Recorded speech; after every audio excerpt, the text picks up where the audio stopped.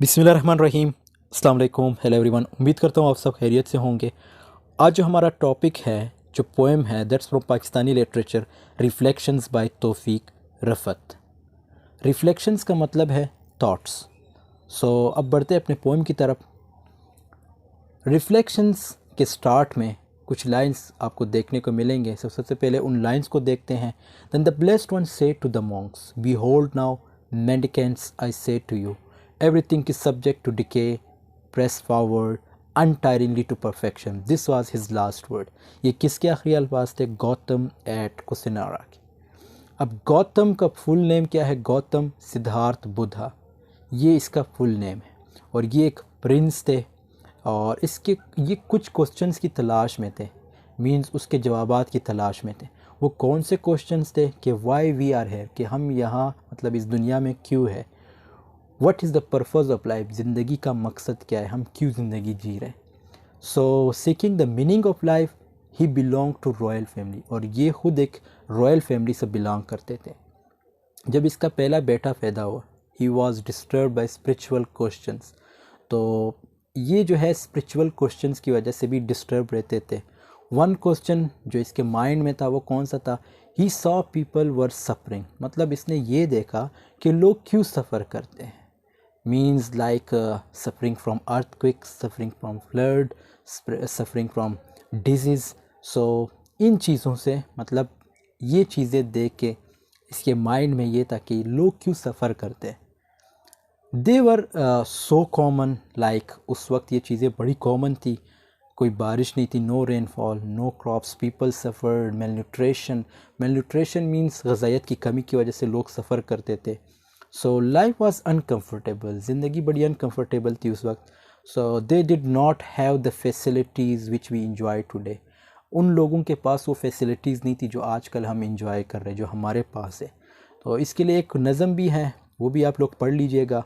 गौतम का आखिरी सफ़र, आखिरी बाज़, गौतम का आखिरी बाज़, ये जो है असलम अंसारी ने लिखा है। तो इस नज़म को आप लोग ज़रूर पढ़ लीजिएगा, गूगल में आप सर्च कर सकते हो इस नज़म के बारे में। हम बात कर रहे थे when his baby was born, तो जब इसका बेटा पैदा हुआ, जब इसका बेबी पैदा हुआ, he was disturb by many questions, तो ये बहुत से क्वेश्चन से डिस्टर्ब था। ही लेफ्ट हिज पैलेस, जैसे मैंने बताया कि ये एक प्रिंस थे तो ऑब्वियसली इसका महल था, तो इसने अपना महल छोड़ दिया। He never return to his palace, फिर ये दोबारा अपने पैलेस कभी भी नहीं आए। ये पैलेस से कहाँ गए? पैलेस से जंगल की तरफ इसने मूव किया, और ही सिट बिहाइंड द ट्री, जंगल जाके एक ट्री दरख्त के पीछे बैठ गए।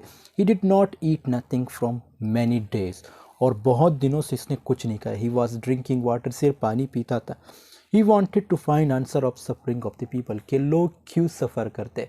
तो ये इस क्वेश्चन की तलाश में थे कि लोग क्यों सफ़र करते हैं, मतलब लोग ज़िंदगी में क्यों मुश्किलात का सामना करते हैं। They why people are suffering, suffering of the people. He became skeleton, मतलब ये बिल्कुल मुजस्मा बन गए, क्योंकि ये खाता पीता नहीं था, सिर्फ पीता था, means he was just drinking. So he spent life in jungle, it was major change in him and faced more difficulties than normal man. एक आम बंदे से इसने ज़्यादा डिफ़िकल्टीज़ फेस की है। अब आप खुद अंदाज़ा लगा सकते हो कि एक बंदा जो प्रिंस है, उसने मतलब जब ऑब्वियसली जब ये जंगल से पहले जब ये एक नॉर्मल लाइफ जी रहा था, तो एक प्रिंस की क्या लाइफ हो सकती है आप बेहतर जान सकते हो। तो जंगल की तरफ जब इसने मूव किया तो he suffered more difficulty than normal man. Not enough food to eat, people like started gathering around him. अब क्या हुआ कि लोग इसके आसपास जमा होने लगे, और वो कौन से लोग थे? मॉन्क्स। मॉन्क्स का मतलब है फॉलोअर्स, जो इसके फॉलोअर्स बन गए। अब होता कुछ यूँ है कि तौफीक रफ़त जो है representing the culture of India and Pakistan. Taufiq Rafat obviously एक पाकिस्तानी राइटर है, पाकिस्तानी पोइट है, तो यहाँ पे इस पोएम में ये इंडियन और पाकिस्तानी कल्चर को ही रिप्रेजेंट करता है in his poems. Like even अब जो ये बुद्धिज़्म जो एक रिलीजन है, ये कहाँ फॉलो किया जाता है? स्पेशली जापान में, चाइना में, ताइवान में, कोरिया में, इंडिया में। There are many followers of Buddha, जिससे बुद्धिज़्म जो रिलीजन है वो बाहर आया है। सो बुद्धा ये एक नाम हुआ, और इसका जो रिलीजन है वो क्या है? बुद्धिज़्म। सो जैसे गौतम का फुल नेम क्या है, गौतम सिद्धार्थ बुद्धा, तो ये इसका फुल नेम है। अब पाकिस्तान में अगर देखा जाए तो पाकिस्तान में इसके जो टेम्पल्स हैं, जो मंदिर वगैरह हैं, वो आपको ये जो टेक्सला है इस साइड आपको देखने को मिलेंगे, और जो क्या कहते हैं, और सवात में आपको देखने को मिलेंगे इसके काफ़ी टेम्पल्स वगैरह, जो मंदिर वगैरह हैं, बुद्धिस्ट टेम्पल्स आपको देखने को मिलेंगे। So Buddha is considered as philosopher as well.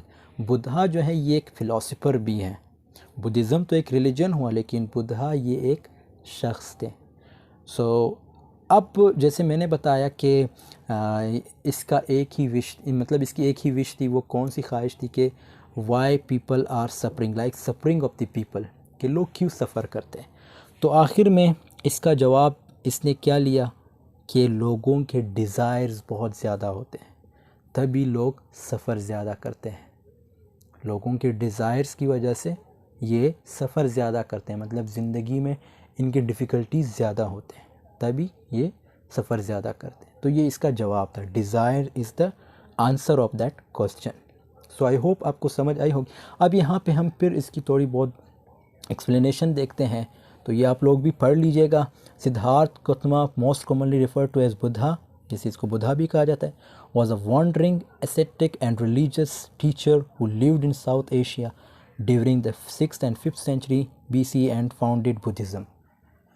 मतलब जो रिलीजन है वो कौन सी है, बुद्धिज़्म है। A couple of centuries after his death he came to be known by the title Buddha। तो बुद्धा इसका टाइटल बना, मीन्स विच मीन्स, अब बुद्धा का क्या मतलब है, awakened one, enlightened one. His teachings were compiled by the Buddhist community in the Vinaya as his codes for monastic practice, and the Sutta Pitaka, a compilation of teachings based on his discourses. These were passed down in Middle Indo। मतलब इसकी जो teaching है वो आज भी, मतलब आप देख सकते हो कि इंडिया में, जैसे मैंने कहा, जो बुद्धिज़्म रिलीजन है उसको फॉलो किया जाता है जापान में, चाइना में, ताइवान में, कोरिया में, तो इवन श्रीलंका में। तो इन ममालिक में आज भी बुद्धिज़्म जो है, जो रिलीजन है, उसको फॉलो किया जाता है। इसके काफ़ी फॉलोअर्स हैं। Later generations composed additional texts such as systematic treatises known as Abhidharma, biographies of the Buddha, collections of stories about his fast। अब ये कुछ इसके जो important works हैं उसकी बात यहाँ पे हो रही है। So his followers known as Buddhist, इसके जो followers हैं उनको बुद्धिस्ट कहा जाता है। Propagated the religion that is known today as Buddhism, जिसको बुद्धिज़्म हम कहते हैं। The title Buddha was used by a number of religious groups in ancient India and had a range of meanings, but it came to be associated most strongly with the tradition of Buddhism and to mean an enlightened being, one who has awakened from the sleep of ignorance and achieved freedom from suffering। तो ये वही बात थी, मतलब जो मैंने कहा कि ये खुद एक प्रिंस थे, तो अब इसने अपनी जो शान ज़िंदगी थी, मतलब जो एक अच्छी ज़िंदगी गुजार रहे थे, उसको छोड़ के ये इसने जंगल की तरफ मूव किया। क्यों मूव किया, सिर्फ ये चीज़ देखने के लिए कि भाई लोग क्यों सफ़र करते हैं, और आखिर में जवाब इसको क्या मिला था कि डिज़ायर्स लोगों की बहुत ज़्यादा होती है, तभी वो सफ़र करते हैं।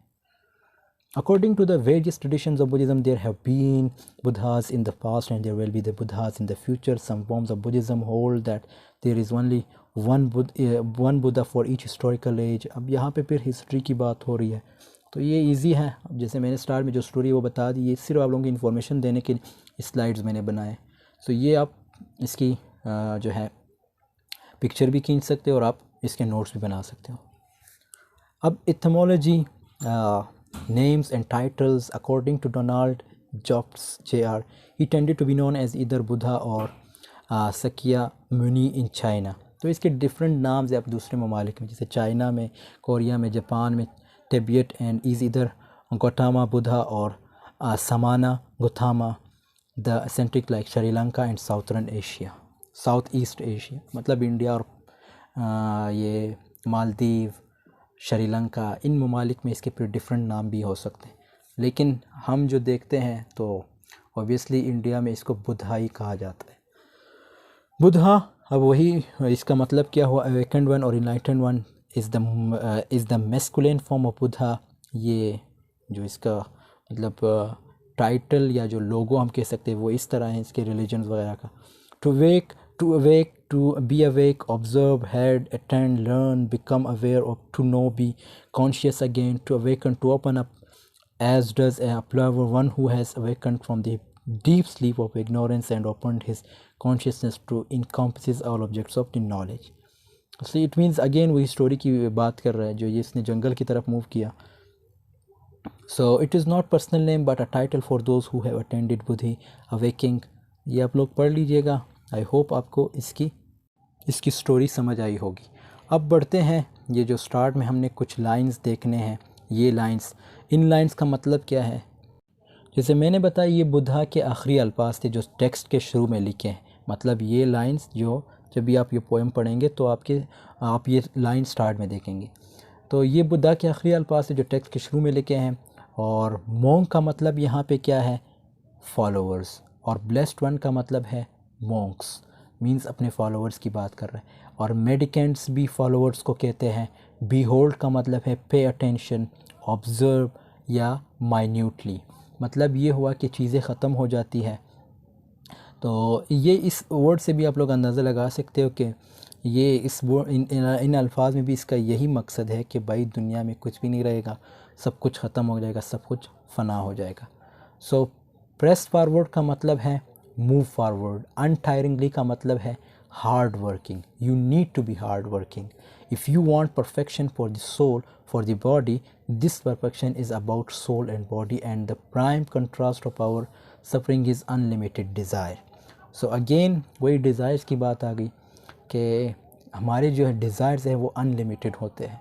So we need to connect with the spiritual world, कि हमें स्पिरिचुअल वर्ल्ड मींस इसके साथ अपने आप को कनेक्ट करना है। That's the most important thing. So I hope आपको इन लाइन्स की समझ आई होगी। अब बढ़ते हैं इसके फर्स्ट स्टैंजा की तरफ। फर्स्ट स्टैंजा में क्या कहता है? The long dry spell is over, waiting is ended, the paddy fields receive the last monsoon showers with a fire's gladness. It only needed this to turn the weather. Already there is a new briskness in the air to which every living responds and wakes up from his and the poet too wakes up from his dreams and dawdlings. अब ये 1 से लेके 9 जो lines हैं, means जो first stanza है 1 line से लेके 9 लाइन तक, पोइट कहता है कि इंतज़ार ख़त्म हो चुका है, बारिश हो चुकी है या बारिश आने वाली है। रेन जो है इंस्पिरेशन है, it is the symbol of inspiration, ठीक है। और पैडी फील्ड का मतलब है, यहाँ पे जो वर्ड पैडी फील्ड का वर्ड यूज़ है, धान की फसल को कहते हैं, चावल की फसल जिसके लिए पानी की बहुत बड़ी रिक्वायरमेंट होती है। पैडी फील्ड भी ग्लैड है, means paddy field is also feeling happy and they are also getting inspiration. इनको भी एक इंस्पिरेशन मिल रही है। बारिश मीन्स बारिश होती है, आपको इंस्पिरेशन मिलती है। इनर वेदर जो है चेंज हो चुका है। और ब्रिस्कनेस का मतलब है फास्ट। अब जो है हवा भी फ्रेश फील करते हो, मतलब जब हवा चल रही होती तो मीन ओबियसली आपको भी फ्रेशनेस फील होती है, आप भी फ्रेश फील करते हो। हवा में जो है ताज़गी होती है, सब जानदारों को भी खुशी मिलती है। जब बारिश होती है या जो नई हवा चलने से पोइट्स को भी इंस्पिरेशन चाहिए। तो नई हवा चलने से क्या होता है, पोइट्स को भी इंस्पिरेशन चाहिए लिखने के लिए। डार्डलिंग का मतलब है डे ड्रीमिंग। ये डार्डलिंग का क्या मतलब है? Day dreaming means dreams. शायर अपने ख़यालों की दुनिया में मगन रहते हैं। तो इन लाइंस का मतलब ये है कि बस अब बारिश होगी जिससे पोइट्स को भी इंस्पिरेशन मिलेगा। और जैसे मैंने बताया कि जो इसके जो स्टार्ट के लाइंस है उसमें भी यही बताया कि लोग जो सफ़र बहुत कर रहे हैं, तो उनकी वजह उसने बुद्धा ने क्या बताई कि डिज़ायर्स की वजह से। तो इसमें भी यही बात हो रही है कि भाई जो बारिश है, जो बारिश की वजह से लोग सफ़र कर रहे थे, या जो बारिश नहीं हो रही थी लोग सफ़र कर रहे थे, एक कहत पड़ चुकी थी, तो अब बारिश भी होगी जिससे पोइट्स को भी इंस्पिरेशन मिलेगा, सबको इंस्पिरेशन मिलेगा। जो चावल की फसल है जिसके लिए पानी की बहुत बड़ी रिक्वायरमेंट होती है, उससे भी मतलब अब पानी मिलेगा, और धान की फसल को पानी मिलेगा। तो ये सब कुछ यहाँ पे डिस्कस हुआ है। अगले लाइंस में ये फुल पढ़ेंगे। The time for action is here and actions for some means words Articulate again, I find white praises tumbling in the air. To my outstretched hands they come in a tightening gear, willingly to be caught in a poem's space. For the first time I feel, as the tensions of a mood grave, a rightness and adequacy which teased me with its nearness before. So in saffron apprehension I start on my second pilgrimage. तो इन lines का मतलब है शायर भी उठता है day dreams से। जैसे पिछले लाइंस में डार्लिंग का क्या मतलब था, डे ड्रीम्स, तो अब शायर जो है, शायर भी उठता है डे ड्रीम्स से। शायर को कुछ करना चाहिए, अपने अल्फाज या अपने एक्शंस के साथ कुछ करना चाहिए। सो एक्शन, जैसे कहते हैं ना कि action speaks louder than words. और आर्टिकुलेट का मतलब है बी एबल टू स्पीक, जिसको हम उर्दू में हैवान नातक कहते हैं, यानी स्पीक अगेन। और इसी पॉइट को इंस्पिरेशन कहाँ से मिलती है, मतलब इससे जो है पॉइट को इंस्पिरेशन कहाँ से मिलती है, वाइट प्रेजेस। वाइट प्रेजेस से मतलब नेचर से मिलती है। अगर आपको पॉइट बनना है तो आपको बाहर मीन्स बाहर जाओ, गेट इंस्पिरेशन। और आउटस्ट्रेच का मतलब है you are begging for poetry. Outstretch mean जब आप हाथ फैलाते हो, so it means you are begging for poetry. जैसे इंस्पिरेशन उसने मांगी। और गैर का मतलब है ट्विस्टनेस, जो इर्द गिर्द घूमते हैं। जो आइडियाज़ ट्विस्ट की फॉर्म में आते हैं उन आइडियाज़ को हार्वेस्ट करता है। अब यहाँ पे एक शेर है कि जैसे कहते हैं ना कि आते हैं गैब से ये हज़ाम ख़याल में, गालिब सरीर खामा नवाए सरोश है। तो ये गालिब का एक शेर है। जब बारिश होती है, जब जानदार उससे लुत्फ़ानंदोज़ होते हैं तो क्या होता है, तो मैं भी फ़िज़ा में बिखरे फ्रेजेस उनको समेटता हूँ, उनको नज़म की शक्ल में पेश करता हूँ। यहाँ पे जो praises, white praises word use हुआ है, मतलब जो प्रेजेस हैं उनको समेटता हूँ, उनको नज़म की शक्ल में पेश करता हूँ। पोएम लिखने के लिए आपको मूड में होना चाहिए। कुछ फोर्सेस होते हैं जो आपको खींच लेती है लिखने के लिए। दो चीज़ें जो है जो बहुत ज़रूरी है पोइट के लिए, ये बहुत इंपॉर्टेंट है ये पॉइंट। जैसे पोइट के लिए दो चीज़ें बहुत ज़रूरी, पोइट्री लिखने के लिए दो चीज़ें बहुत ज़रूरी, एक इंस्पिरेशन और दूसरा क्राफ्ट। क्राफ्ट का मतलब है आमद और इंस्पिरेशन का मतलब है औरत। ये ये जो है इंस्पिरेशन का मतलब है। और यहाँ पे जो वर्ड यूज़ हुआ है सैफरन, सैफरन जो है, सैफरन का मतलब है ज़ाफ़रान, जो येलो या गोल्डन कलर में है। और ये सफ़र करता है ख़ज़ा को मतलब उदासी का मौसम बना देता है। मैंने यहाँ से जो है रिलीजियस जर्नी मतलब स्टार्ट की। तो अब यहाँ पे जो पिलग्रिमेज है मींस इसका मतलब ये कि मैंने यहाँ से जो है रिलीजियस जर्नी स्टार्ट की। सो आई होप आपको ये पहले स्टेंजा की समझ आई होगी कि यहाँ पे इसमें जो है एक तो बारिश का ज़िक्र आया है, तो दूसरी चीज़ जो है पोइट के बारे में बताया गया है कि पोइट के लिए क्या ज़रूरी है, उसको लिखने के लिए क्या ज़रूरी है। वाइट प्रेजेस को समेटता है और एक इंस्पिरेशन चाहिए। क्राफ्ट का जैसे मतलब बताया था आमद, और इंस्पिरेशन का मतलब है औरत। सो ये इम्पॉर्टेंट है और तभी हो जाके पोइट्री, और आपको मूड में होना चाहिए पोइट्री लिखने के लिए। So these all things has been mentioned in the first stanza. I hope this first stanza has been helpful for you. और जो नेक्स्ट स्टेंजा है, स्टेंजा सेकंड और स्टेंजा थर्ड पे हम अगली वीडियो में बात करेंगे। सो अगर वीडियो पसंद आई तो ज़रूर लाइक कमेंट शेयर कीजिएगा। मिलते हैं नेक्स्ट वीडियो में, तब तक के लिए अल्लाह हाफिज़, टेक केयर ऑफ़ योरसेल्फ।